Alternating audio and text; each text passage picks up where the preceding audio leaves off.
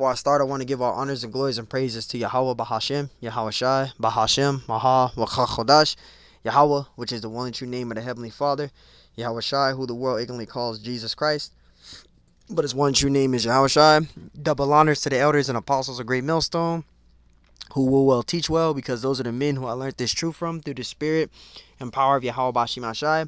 Peace, blessings, salutations to the hopeful elect.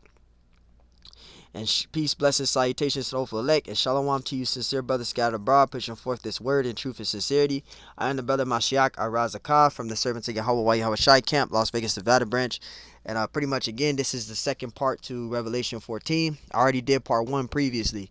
So if you come to Revelation 14, the second part, you need to go back to my previous video. I just did part 1. This is part 2.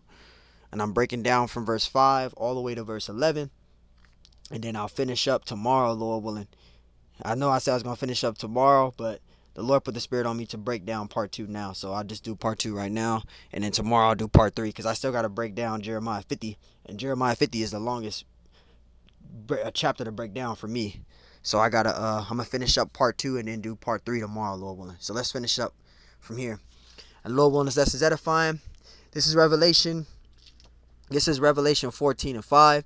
It says, and in the mouth was found no guile. All right, they found no guile because they taught and they teach the true gospel of Yahweh Bashim Shai in truth.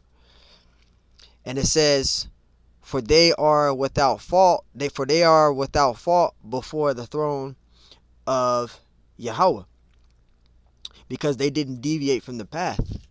They stayed teaching the 100% truth, the teaching the gospel. All right, the truth. This is chapter 6. This is Revelation 14 and 6. It says, and I saw another angel flying in the midst of heaven. In the midst of heaven. And it says, having the everlasting gospel to preach unto them that dwell on the earth. What we're doing right now. All right, we're preaching. We're teaching. All right. It says to preach unto them that dwell on the earth, in every nation and kindred and tongue and people. Why? Because the Israelites, they were scattered throughout the 4 corners of the earth. And we're going to get Revelation 5 and 9. It's Revelation chapter 5 and 9. It says, and they sung a new song, saying, thou art worthy to take the book, talking about Yahweh Shai, meaning Yahweh Shai. And it says to open the seals thereof. Right, because he had to break the mysteries. Right, he had the mysteries revealed. He had to reveal the mysteries. So he broke the mysteries. Right, and he revealed the mysteries after he shed his blood. Yahweh Shai did, and he had to bring us back. All right, and it says, for thou was slain, and has redeemed us to Yahweh by thy blood. Right, out of every kindred and tongue and people and nation. So again, after Yahweh Shai died, all right, he broke the mysteries. He revealed the mysteries after he shed his blood. Right? So when it goes into for thou was slain and has redeemed us, he brought us back. Yahweh Shai did. He brought us back. And it says, he says, has redeemed us to Yahweh by thy blood after every kindred and tongue and people and nation. So there you go. Because the Israelites, they were scattered throughout the 4 corners of the earth. And let me just get, I'll get that later. But brothers should know Deuteronomy 28 and 64. And also going into James 1 and 1. Right? The Israelites were scattered. And again, Zechariah 1 and 18 through verse 24 talks about the Israelites being scattered amongst the 4 horns. They were scattered amongst the 4 horns, which were the 4 major empires. So the Israelites, they were scattered throughout the 4 corners of the earth. So we're going to go back to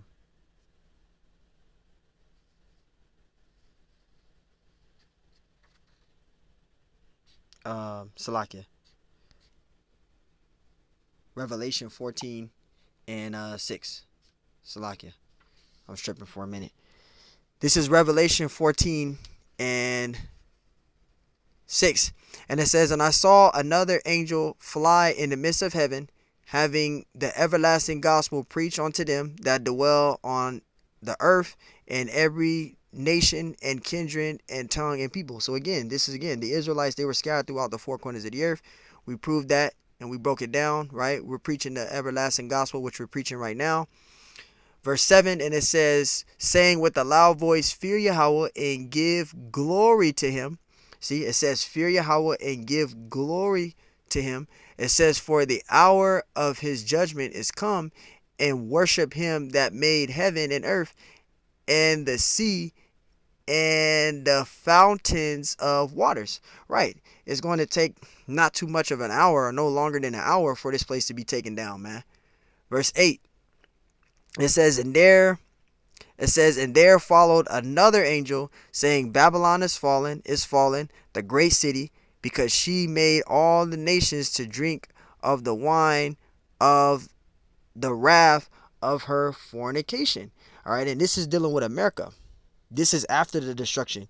She made all the nations drink of the wine of the wrath of her fornication. Right, which we know is what? That's dealing with the philosophies and the other type of politics. Man. And that's what that's going into. Verse 10. And it says, actually, I'll read it again from the top. Verse 9. Verse 9. I'll reread that. And it says, and the third angel followed them, saying with a loud voice, if any man worship the beast in his image and receive his mark in his forehead or in his hand. All right, this is going into the MOTB. All right, Esau's beast system. All right, they're going to push upon the world the MOTB, which we know is the C-hip. But when you go up here, and I'll recorrect myself because I think I sped too fast and jumped the gun. So Salaki again. So verse 8, it says, and there followed another angel, saying, Babylon is fallen, the great city, because she made all the nations to drink of the wine of the wrath of her fornication. This is dealing with America. This is the destruction.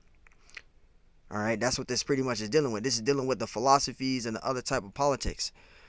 That's the drinking of the wine. So this right here in verse 9 is talking about the MOTB, which they're going to push. They're going to push that C to the hip. So Salakia, I'm just trying to sum it up. Salakia, if I confused, I kind of rushed and jumped the gun a little bit. This is Revelation 14 and 10. And it says, the same shall drink of the wine of the wrath of the Most High, right? Which is poured without mixture into the cup of his indignation. All right, a cup of his indignation. So that indignation is going to be the destruction. That's going into the destruction. All right. And I read it again. It says, the same shall drink of the wine of the wrath of Yahweh, which is poured without mixture into the cup of his indignation. All right. The main place of the lake of fire, all right, is going to be here in America. America is going to be destroyed with those ICBM missiles. And it says, and he shall be tormented with the fire and brimstone, the presence of the holy angels, and the presence of the Lamb. The fire and brimstone, the presence of the holy angels, and the presence of the Lamb. This is going into Yahushua when he comes back. All right, Yahushua is coming back, and the angels as well. And when they come back, they're going to jack this place up. This place is also going to be jacked up with the return of the Messiah, because that Lamb is talking about Yahushua. Again, if you read part 1, if you go back to part 1, I broke that down going into John 1 and 29. All right, that's talking about the Lamb is talking about Yahushua. This is Revelation 14 and 11, and it says, and the smoke of the torment ascended up forever and ever, and they have no rest day nor night. It says, who worship the beast and his image, and whosoever receiveth the mark of his name.